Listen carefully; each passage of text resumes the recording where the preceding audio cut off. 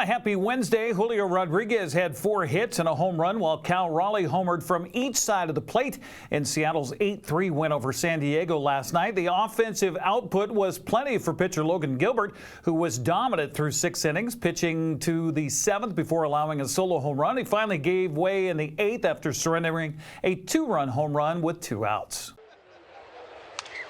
Broken back ground ball through the left side. JP being waved home.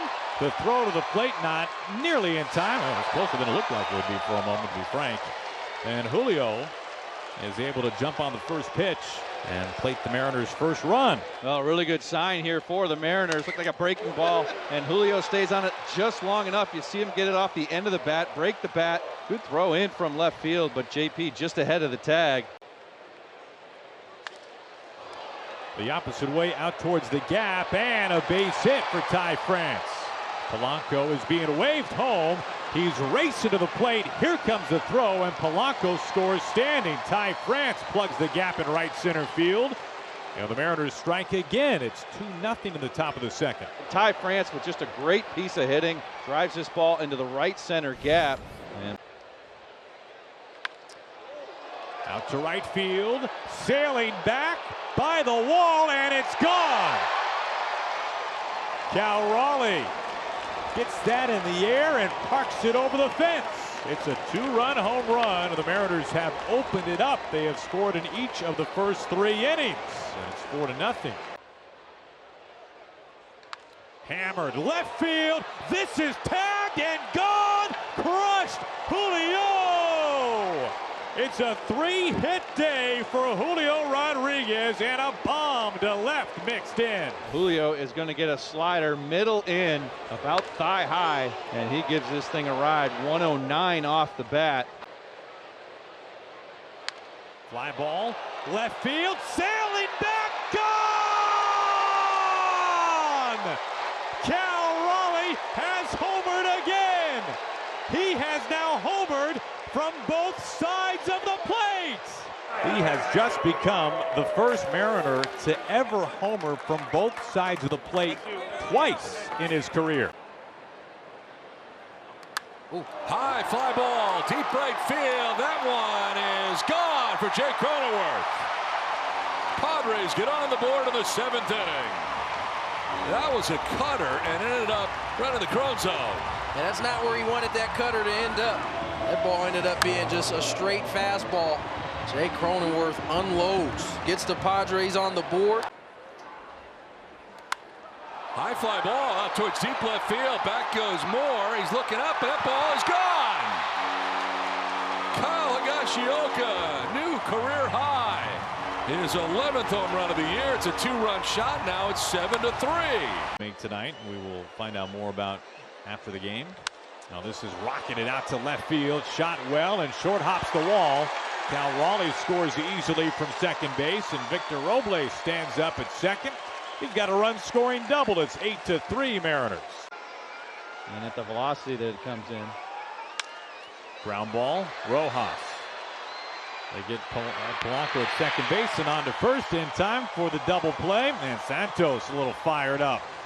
Manager Scott Service says Gilbert showed why he's an all-star, while the offense finally came through. First half he has put together. It's all-star type quality stuff out there tonight against a really good offensive team. So it starts with Logan, and we got the bats going tonight.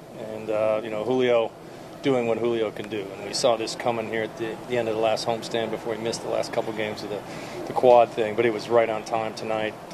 Cal, huge night there. Other guy chipping in. Really happy for Polanco. He has really been grinding away, trying to make some adjustments. And on base 3 times tonight. Just missed a 4th, with the line out there in the last inning. So Big Gregory's a bad man. Wow. We were so looking forward to seeing Santos out there, and the situation was perfect tonight. We had a little cushion to kind of get him in there, and he's some kind of competitor, obviously with great stuff. So, again, it's exactly the type of game we're looking for to get this road trip going, and hopefully keep it going tomorrow. Our guys care. That they do care. They know that they can perform more consistently on offense, and again, I'm really excited about what we saw tonight. Now we're going to carry it over to the next day, and then keep it rolling from there. And you're not going to, pump out 8 runs every night, but the quality of bat up and down the lineup, number of guys chipping in, that's what it takes. That's how this team is built. We just haven't seen it happen consistently, but really good signs tonight. Gilbert improved to 6-5 on the season, with the two teams wrapping up that quick 2-game series today. Seattle heads to Anaheim to play the Angels in the first of 4 games coming up tomorrow. Houston edged Miami 4-3 to remain 2 games back of Seattle in the American League West. Texas is 5.5 games back after a 5-4 win over the Angels. Boston beat Oakland 12-9. Despite a 7-run 5th inning, Wenatchee fell to Edmonton in a hot marathon last night at Paul Thomas Senior Stadium. 13-11 the final. The game took nearly 4 hours to play. Game time temperature when they started well into the 100s. The two teams combined for 29 hits, 24 runs in a hot evening at the ballpark last night. Joel Norman says the Riverhawks offense was just unrelenting last night.